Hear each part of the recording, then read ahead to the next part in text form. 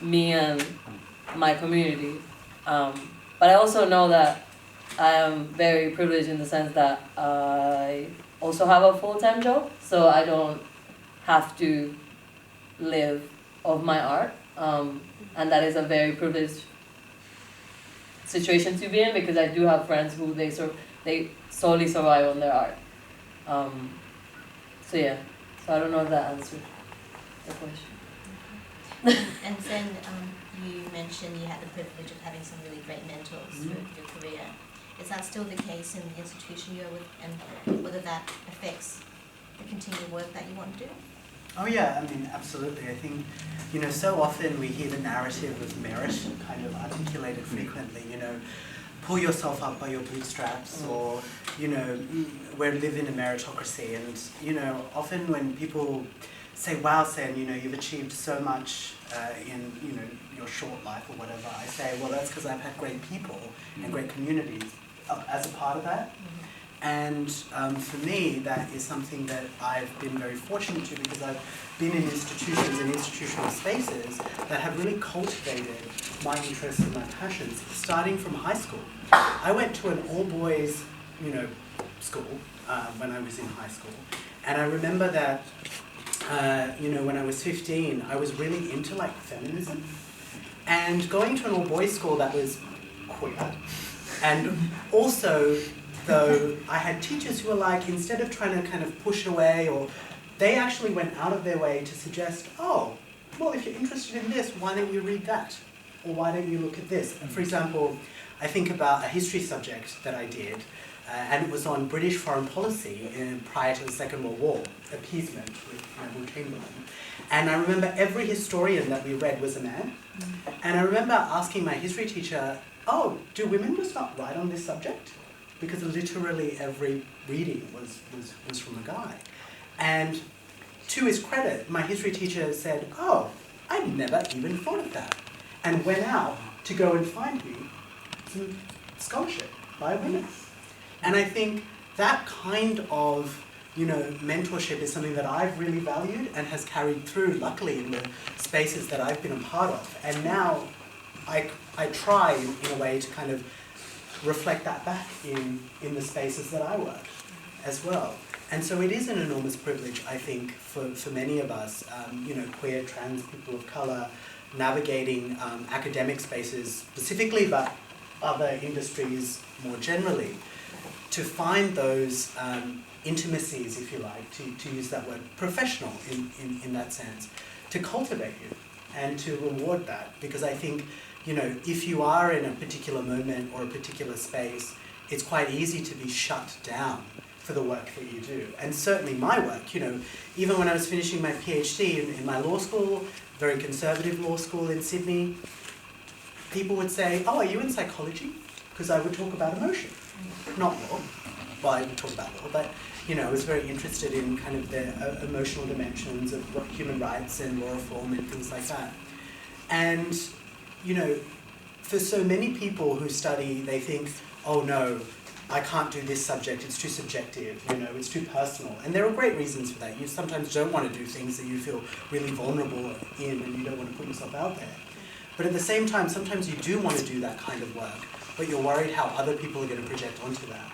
And certainly law, for example, that's enormously the case, because, you know, law presents itself as this kind of objective, dispassionate discipline. So any kind of hint or whiff of bias or subjectivity on your part is to immediately tarnish your scholarship, make it a bit dirty. But I like dirty stuff. So, you know, take as you will. And so, you know, for me, I'm like, well, if you're going to call my scholarship dirty, I'm all for it. And I was very lucky, I just embraced that. And I have managed to make that into a career. So I guess, but again, my point is that's not because of some magical thing that I did. It's precisely because I've been in communities and spaces that have helped to nurture that and facilitate that. I mean, I know that my art career or whatever is so, or whatever, things like that. But I would never be able to be making the work that I am now if I hadn't, you know, I started making work like 20 years ago, and like being so few representations like me, but like I know that I've been able to make it because I am this privileged person in a certain kind of body, and I was like the cute, young, like, you know, like easily paternalized, like model minority that people would want in the space. And I began my career that drawing, like basically making white feminism or something. I drew like women naked in their bedrooms, and they were mostly white women because I grew up in very white Australia, and that was the white middle class Australia, and that was like who was around, and that would put my vehicle of me into the art world because there's so many white feminists in the art world, and you know, and I've been able to like transition to this work, but it's like I don't have the same support as I did for that white feminist work, but like I'm able to still have some kind of platform because of the body that I'm in, and yeah, like that privilege. And Nour, you mentioned before difficulty combining both the professional and the personal life together. Were your experiences before setting up the CDDC influenced by your experiences with a white patriarchal system? Interesting. Where shall I start from? I did work for I worked for the US Department of State at some point. I did work for a really corrupt international organization that I'm not gonna call its name now. I did a lot of other types of work as well. I mean, I did subtitling for movies, for documentaries, and that was like work as in professional work, or what is expected of you to be in a professional setting. And what I found really troubling is you cannot just be part of the machine without realizing that your presence is actually political. You cannot just say, I'm doing this, I'm working on, say, media analysis for some policymaker without actually knowing where this information is going to, how it's going to be used, how it's going to affect your community as well, and in what way. And maybe before CTDC, and this was really significant, I've realized how much information gets silenced. And a specific type of information or knowledge or research that gets produced gets silenced. And it is mostly, and what gets silenced usually is actually political work. Political work, because we cannot think of LGBT in a vacuum. We should contextualize it and ground it in the politics of the context as well. But I wanted to add something to what you said about activism, and I think part of my discomfort with the term activist, activism, etc., is that I'm not sure what it means still till this day, but I know that many of us do political work and they call it activism.